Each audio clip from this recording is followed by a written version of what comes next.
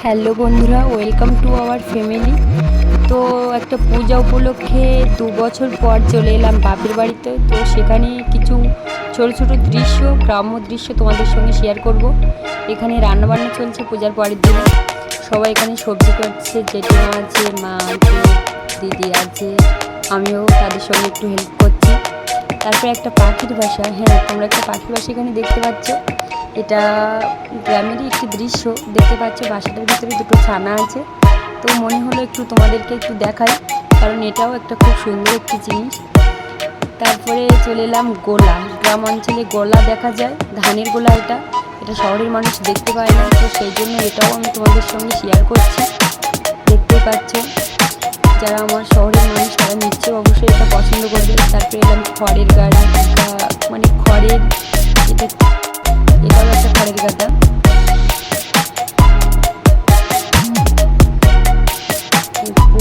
পুকুর এখানে এতটাই জলের সমস্যা দেখা দিয়েছে যে কিছু কিছু পুকুর শুকিয়ে গেছে। তো কিছু কিছু পুকুরের যে দৃশ্য সেটা আমি একটু তোমাদের সঙ্গে শেয়ার করছি। তোমরা দেখো বন্ধুরা, গ্রাম অঞ্চলে প্রচুর জলের কষ্ট, সেটা দেখলেই বুঝতে পারবে। তো পুরো পুকুরটাই শুকিয়ে গেছে, অল্প একটু জল আছে। মাছেরা মানে প্রচণ্ড কষ্টের ভিতরেই আছে।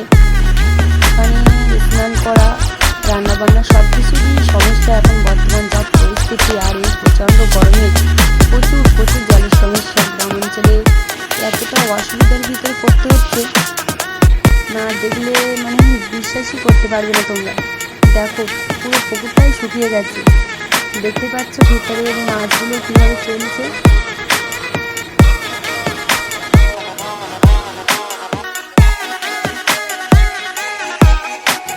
কিছু কিছু পুকুরের দৃশ্য আমি তোমাদের সঙ্গে শেয়ার করছি। তো অনুরোধ করবো প্লিজ গ্রামের এই ভীষণ দুঃখজনক ভিডিওটা তোমরা প্রথম থেকে শেষ পর্যন্ত অবশ্যই দেখো। এখানে দেখার মতো অনেক কিছুই আছে। দেখো এটাও আরও একটি পুকুর, বুঝতেই পারছো কী অবস্থা।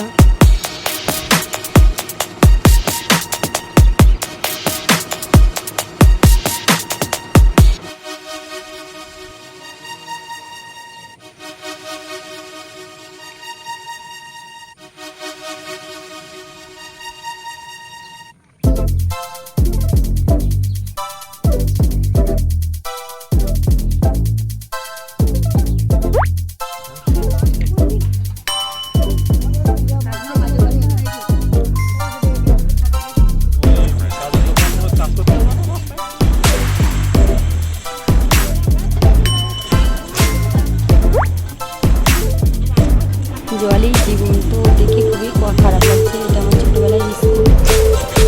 তারপর বাংলাদেশ,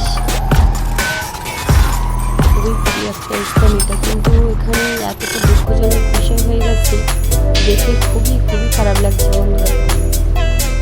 দেখতে পাচ্ছি কী পরিস্থিতি এসে গেছে এখানে।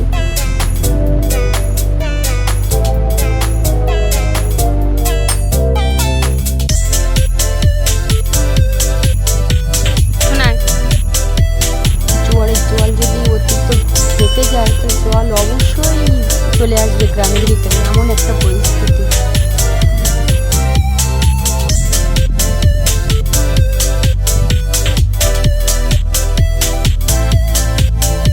তো ভিডিওটা আমি এখানেই শেষ করবো বন্ধুরা। তোমরা সবাই ভালো থেকো।